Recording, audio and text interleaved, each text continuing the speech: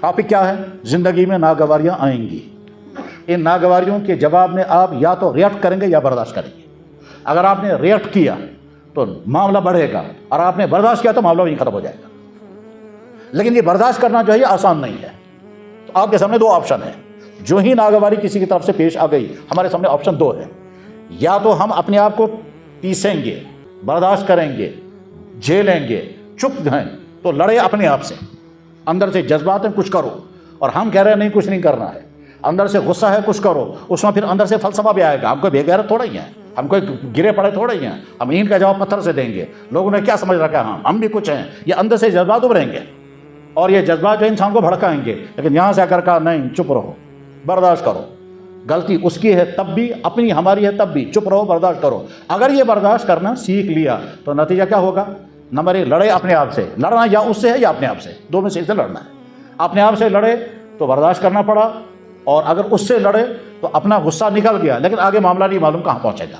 پھر یہاں سے ہم جب ریئیکٹ کریں گے وہ وہاں سے کچھ اور کرے گا، یہاں سے کچھ اور کرے گا، معاملہ نہ جانے کہاں سے کہاں پہنچ سکتا ہے۔ اور بعض دفعہ انسان صرف برداشت کے نتیجے میں اگلی لمبی پریشانیوں سے اپنے آپ کو انسان بچا لیتا ہے۔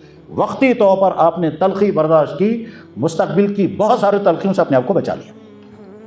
وقتی طور پر تلخی برداشت کی، مستقبل کی بہت ساری تلخیوں سے اپنے آپ کو بچا لیا۔ بس اب اسی کو میں سیرت سے دکھاتا ہوں۔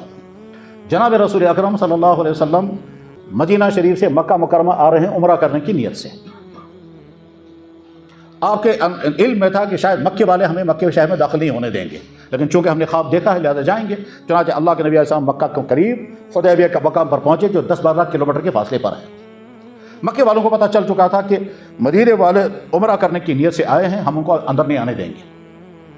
آپ نے یہ سوچا کہ بجائے اس کے کہ ہم ایسے ہی چلے جائیں اور وہاں ٹکراؤ ہو جائے، ان کے ساتھ پہلے بات چیت کریں گے۔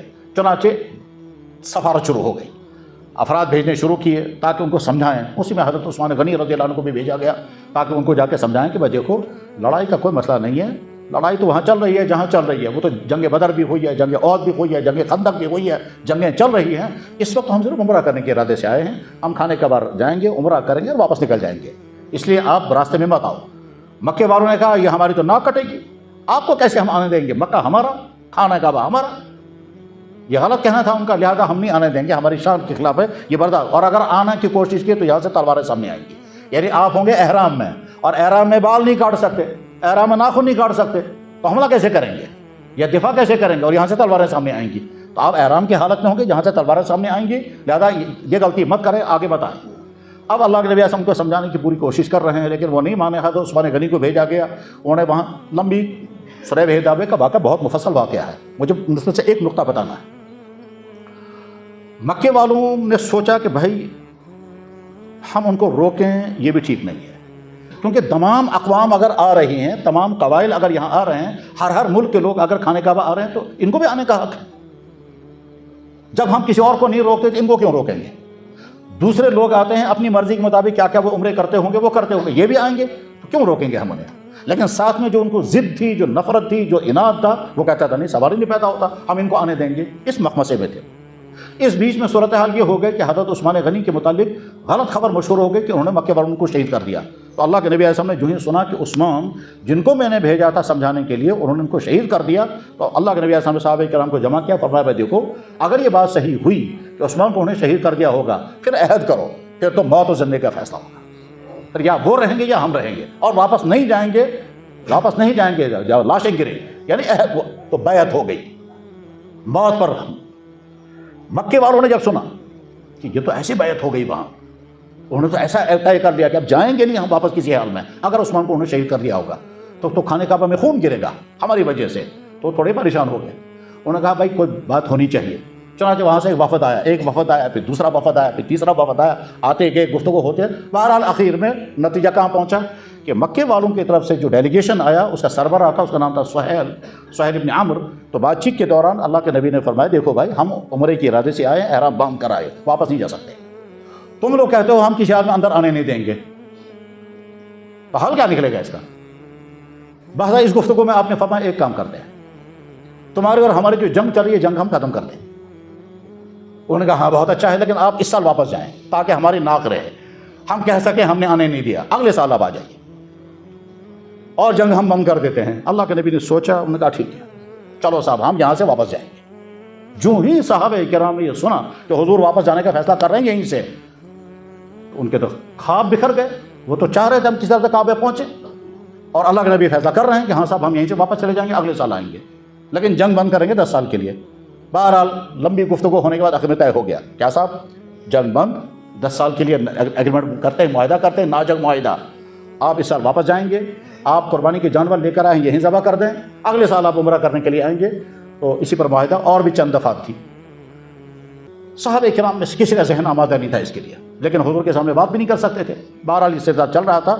حضور نے سوچا کہ اگر ہم اس سال واپس جائیں گے، ہے یہ بڑی ناگواری کی چیز کہ ہم یہاں پہنچ کر واپس جائیں، احرام باندھ کر کے آئیں اور جانور لے کر آئیں، وہ ذبح ہم یہاں کریں گے، کرنے سے وہ خانہ کعبہ کے بعد جا کر قربانی کے جانور راستے میں ہمارے صحابہ کرام کا ذہن آمادہ بھی نہیں اس کو قبول کرنے کے لیے۔ یہ صورتحال حضور کے سامنے تھی، مگر ساتھ میں یہ بھی سوچا تھے کہ اس کے نتائج کیا نکلیں گے آگے۔ بہرحال وہ ایگریمنٹ بیٹھ کر لکھا جا رہا ہے، لکھو جی۔ حضرت علی رضی اللہ عنہ کو حضور نے فرمایا لکھو بسم اللہ الرحمن الرحیم۔ تو اس نے کہا یہ کیا لکھا آپ نے بسم اللہ الرحمن الرحیم؟ ہم نہیں مانتے بسم اللہ، آپ سیدھے لکھو وہ جو آج تک ہم لکھتے تھے۔ فرمایا چلو وہی لکھو۔ اگلا جملہ هذا ما قاضاه محمد رسول اللہ، یہ فیصلہ ہو رہا ہے محمد رسول اللہ اور مکے کے کفار کے درمیان۔ اس نے کہا کیا لکھ رہے ہیں آپ محمد رسول اللہ؟ ہم آپ کو رسول اللہ مانتے ہی نہیں۔ اگر ہم آپ کو رسول اللہ مانیں گے تو پھر آپ کا جھگڑا ہی ختم ہو گیا۔ آپ نے دستاویز میں اپنا یہ رسول اللہ کیوں لکھا آپ نے؟ ہم نہیں مانیں گے۔ حضور نے فرمایا میں تو رسول اللہ ہوں۔ اس نے کہا ہم تو نہیں مانتے آپ کو رسول اللہ، اگر آپ مٹائیں گے رسول اللہ تو ٹھیک ہے، نہیں تو کوئی معاہدہ نہیں۔ اب اللہ کے نبی نے سوچا اگر معاہدہ نہیں ہوا تو نتیجہ کیا ہے؟ ہم آگے جائیں گے تو جنگ ہوگی، واپس جائیں گے تو بغیر عمرے کے جائیں گے، تو یہ صورتحال بھی مشکل ہو، یہ بھی صورتحال بھی مشکل۔ اور اگر میں نے رسول اللہ کا لفظ کٹوا دیا تو میں تو رسول اللہ ہوں، تو کیا کرنا چاہیے؟ اللہ کے نبی نے سوچا اور حضرت علی سے فرمایا مٹاؤ رسول اللہ، امحو، مٹاؤ۔ تو حضرت علی نے کہا یا رسول اللہ لا امحوک ابدا، یا صاحب میری ہمت نہیں ہے رسول اللہ پر کراس لگاؤ، میں کیسے لگاؤں گا کراس؟ میں نہیں مٹا سکتا۔ آپ نے فرمایا لاؤ مجھے دے دو۔ چنانچہ آپ نے لیا رسول اللہ کا لفظ، آپ نے کاٹا اور اس کے بعد لکھا لکھو یہ ایگریمنٹ ہو رہا ہے بٹوین محمد ابن عبداللہ اور قریش مکہ کے درمیان۔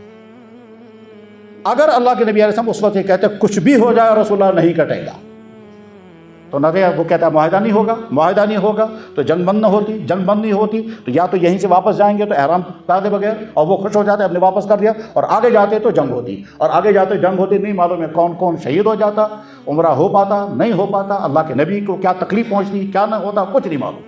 اللہ کے نبی علیہ السلام نے سوچا میں وقتی طور پر رسول اللہ کا لفظ کاٹنا مان رہا ہوں، مانوں گا، تاکہ آئندہ تاریخ کے ہر صفحے پر رسول اللہ آ جائے گا، جہاں ایک صفحے پہ کٹے گا آگے تاریخ پر آ جائے گا۔ آپ نے کہا چلو بٹاؤ۔ حضرت عمر کو برداشت نہیں ہوا یہ سب۔ خیر اس کے بعد پھر معاہدہ ہو گیا، دستخط ہو گئے، آپ واپس جائیں۔ حضور نے فرمایا کرو جی سارے جانور یہیں ذبح کرو، احرام کھولو اور واپس چلو۔ صحابہ بہت دکھی دل کے ساتھ واپس جا رہے ہیں، کسی کی طبیعت آمادہ نہیں، ہم کیوں واپس گئے؟ ہم تو آئے تھے عمرہ کرنے کے لیے، ہم ان کا کیا کرنا تھا ہمیں؟ اس راستے میں آیت نازل ہو کہ انا فتحنا لک فتحا مبینا، آپ کو بہت بڑی فتح مل گئی۔ کہ صحابہ سمجھ نہیں پا رہے اس میں فتح کہاں ہے۔ بہرحال پہنچے حضور واپس مدینہ، اکثر صحابہ غمزدہ۔ اس وقت اللہ کے نبی ان کو بشارت سنائی، بھائی دیکھو مسجد قباء میں جا کر 2 رکعت نماز پڑھو، ایک عمرے کا ثواب، وہاں تو عمرہ قبول ہوگا یا نہیں ہوگا، یہاں اگر تم نے مسجد قباء میں 2 رکعت نماز پڑھی مقبول عمرے کا ثواب۔ بس صحابہ کرام دڑا دڑ مدینہ طیبہ سے آدھے گھنٹے کے فاصلے پر مسجد قباء 2 رکعت نماز پڑھی، عمرے کا ثواب، آج تک عمل جاری۔ بہرحال اب جب نبی علیہ السلام مدینہ طیبہ پہنچے تو حضور نے سوچا جنگ معاہدہ ہو گیا ہے، 10 سال کے لیے جنگ بند ہے، کوئی حملہ نہیں ہوگا، مکے والوں کی طرف سے حملہ نہیں ہوگا، کوئی قوم اب حملہ آور نہیں ہوگی، ہم بالکل آزاد ہیں۔ لہٰذا اب دیکھیے نمبر 1 دنیا کے تمام بادشاہوں کو اسلام قبول کرنے کی دعوت، جو سوچ بھی نہیں سکتے تھے پہلے۔ نمبر 2 عرب کے تمام قبائل کو اسلام قبول کرنے کی دعوت، جو جا بھی نہیں سکتے تھے پہلے سارے علاقوں میں۔ تمام قبائل کے لوگ وفود اور وفود مدینے آنے لگے، یہاں تک کہ مکے کے لوگ اگر مدینہ آ کر دیکھتے تھے مدینے کی سوسائٹی، مدینے کی ریاست، مدینے کا نظام حکومت، وہاں کا ماحول، اس کو دیکھنے کے لیے مکے کے لوگ آ رہے ہیں، تو وہاں کے لوگ بھی آ رہے ہیں۔ تمام عرب قبائل ملاقاتوں کے لیے آنے لگے، اور ساتھ میں اللہ کے نبی کے مقابلے میں ایک دشمن خطرناک کھڑا تھا، وہ تھا خیبر کے یہودی۔ تو اللہ کے نبی علیہ الصلوۃ والسلام جب مکے والوں کے ساتھ جنگ بند ہو گئی ٹھیک خیبر کے یہودیوں کو پتہ چل گیا کہ اب مکے والے ہماری کو مدد نہیں کریں گے، لہذا اللہ کے نبی نے بڑی آسانی کے ساتھ خیبر پر حملہ کیا اور خیبر فتح ہو گیا۔ مکے والے ان کی مدد کر نہ سکے، کیوں نہیں کر سکے؟ کیونکہ معاہدہ ہو گیا تھا۔ اب لوگوں کو سمجھ میں آ گیا اللہ کے نبی نے دو دشمنوں کے بیچ میں اپنے آپ کو رکھ کر، ادھر مکے والے ادھر خیبر والے تھے، ان کے ساتھ معاہدہ کر کے جنگ بند کر دی، اور ان کے ساتھ جنگ کرنی پڑی تو ان کو کوئی مقابلہ نہیں کر سکے، بہت آسانی کے ساتھ خیبر فتح ہو گیا۔ تو خیبر بھی فتح ہو گیا، دنیا کے تمام بادشاہوں کو اسلام کے خطوط قبول کرنے کے خطوط پہنچے، عرب کے تمام قبائل میں اسلام کی دعوت پہنچی، مکے کے بڑے بڑے سربراہان مدینے آئے اور اسلام قبول کیا، اس میں خالد بن ولید بھی آ گئے۔ اب جب خالد بن ولید اور اس طرح سے دو تین کمانڈر آ گئے تو اللہ کے نبی نے فرمایا مکے نے اپنے جگر پھینک دی ہے، اب وہاں کچھ بھی باقی نہیں بچا۔ وجہ ہوئی وہ معاہدہ، آپ نے وقتی طور پر لفظ رسول اللہ کاٹنا مان لیا، نتائج یہ نکل آئے۔ اب جنگ بند ہے، اللہ کے نبی تو خلاف ورزی کر ہی نہیں سکتے، انہی سے خلاف ورزی ہو گئی، انہوں نے کہا جہاں معاہدے کی خلاف ورزی ہو گئی، جو ہی معاہدے کی خلاف ورزی ہو گئی معاہدہ ٹوٹ گیا۔ جب معاہدہ ٹوٹ گیا تو اللہ کے نبی نے فرمایا ختم، معاہدہ ختم ہو گیا، اب ہم حملہ کریں گے کیونکہ معاہدہ ختم ہو چکا ہے، اور ہم جب حملہ کریں گے تو ہم اس لیے نہیں حملہ کریں گے کہ ہم ان کا خون بہائیں گے، ہم اس لیے حملہ نہیں کریں گے کہ ان کو دکھ پہنچائیں گے، ہم اس لیے حملہ کریں گے کہ مکہ ہمارے ہاتھ میں آئے گا، وہاں کے لوگوں پھر اسلام کو پیش کریں گے، لہٰذا مسلمان بن جائیں گے۔ چنانچہ 10,000 کی فوج لے کر آ گئے۔ 2 سال پہلے 1,500 تھے کل، اور 1.5 سال کے بعد 10,000 صحابہ کی جماعت تیار ہو گئی۔ پچھلے تقریباً 20 سال کی محنت میں اتنی صحابہ کی جماعت تیار نہیں ہو سکی تھی جتنے 1.5 سال کے عرصے میں تیار ہو گئی۔ وجہ بن گئی لفظ رسول اللہ کاٹنا آپ نے مان لیا۔ پوائنٹ کیا نکلا؟ کبھی کبھی چھوٹے مسئلے کو آپ پوائنٹ آف پرسٹیج بنائیں گے اور اپنے لیے مسائل کھڑے کریں گے، اور کبھی کسی بڑے مسئلے کو آپ پوائنٹ آف پرسٹیج نہیں بنائیں گے تو بہت سارے مسائل سے اپنے کو بچا لیں گے۔ یہ تو اگر یہ حقیقت سمجھ میں آ جائے تو بڑی بصیرت افروز ہے کہ بہت ساری جگہوں پر انسان ٹالرنس اختیار کرے گا تو بہت سارے مسائل سے بچ جائے گا، اور بہت سارے پر ریئیکٹ کرے گا۔ ٹاپک یہاں سے چل رہا تھا، زندگی میں ناگواریاں آئیں گی، پریشانیاں آئیں گی، دکھ پہنچے گا۔ معمولی معاملے میں بیوی کے ساتھ ذرا سی بات ہو گئی، انبن ہو گئی، شوہر بھی گرم ہے، بیوی بھی گرم ہے، معاملہ بڑھ گیا، اور اس کے بعد پھر مہیلا بیچ میں آ گئے، خاندان بھی، اور اگر دونوں میں سے ایک نے برداشت کر لیا، ایک کان سے سنا دوسرے کان سے ایوائڈ کر لیا، شام تک مسئلہ ختم۔ ہم چھوٹے مسئلے کو بڑا بھی بنا سکتے ہیں اور بڑے مسئلے کو چھوٹا بھی مسئلہ بنا سکتے ہیں۔ کشمیری زبان میں بعض کہاوتیں بڑی مزیدار ہوتی ہیں، بڑی معنی خیز ہوتی ہیں۔ وہ کشمیری کہا کرتے ہیں کہ کشن پھول کو اس نے زہر پھول بناؤ، کشن پھول کو زہر یعنی کشن پھول جس میں صرف اتنا کھجلائیں گے جہاں تک کہ انفیکشن ہو کر کے یہ کینسر بن جائے گا۔ تو ایسی معمولی بات کو بڑا مت بناؤ۔ بس پیغام کیا ہے؟ زندگی میں تلخیاں آئیں گی، ان تلخیوں میں برداشت کرنا بہتر ہے، صبر کرنا برداشت کرنا بہتر ہے۔ قرآن کریم میں اللہ تعالیٰ فرماتے ہیں وَالْكَاظِمِينَ الْغَيْظَ، غصے کو پینے والے جو ہیں وہ بہت ساری مصیبتوں سے بچیں گے، دنیا میں بھی آخرت میں بھی۔ بس ٹاپک ختم ہو گیا۔